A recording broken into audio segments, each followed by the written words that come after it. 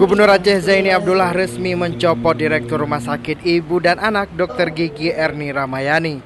Sebagai gantinya, Gubernur melantik Dr. Amri Kiflan sebagai Direktur Rumah Sakit Ibu dan Anak yang baru.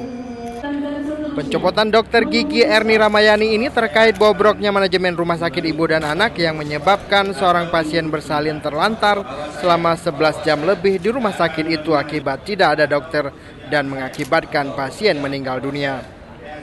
Dalam surat keputusan Gubernur Aceh tanggal 1 April 2016, Dr. Gigi Erni Ramayani ditempatkan sebagai pelaksana di Rumah Sakit Umum Zainal Abidin, Banda Aceh. Ini kalau dokter, dia sebenarnya dia kan jabatan pokoknya fungsional. Nah, dokter fungsional kemudian dipercayakan menjadi jabatan struktural. Sebenarnya kalau jabatan dokter ini bisa di mana-mana di rumah sakit. Terkait RSIA, apa ada punishment sendiri dari pemerintah Aceh untuk manajemen RSIA terkait kasus beberapa waktu lalu? Intinya Pak Gubernur ingin memperbaiki semua manajemen rumah sakit termasuk RSIA ini. Itu yang penting supaya pelayanan terhadap masyarakat lebih baik ke depan. Ya. Kalau penyelidikan sendiri Pak masih sedang dilakukan atau seperti apa Pak?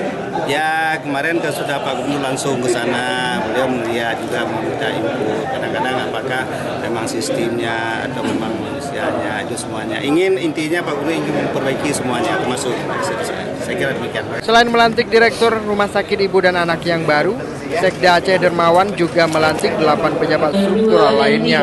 Berdasarkan catatan Aceh Video, Gubernur Aceh telah 8 kali melakukan mutasi pejabat untuk memperkuat SKPA yang selama ini dinilai masih lemah. Dari Banda Aceh, Mulyadi melaporkan untuk Aceh Video.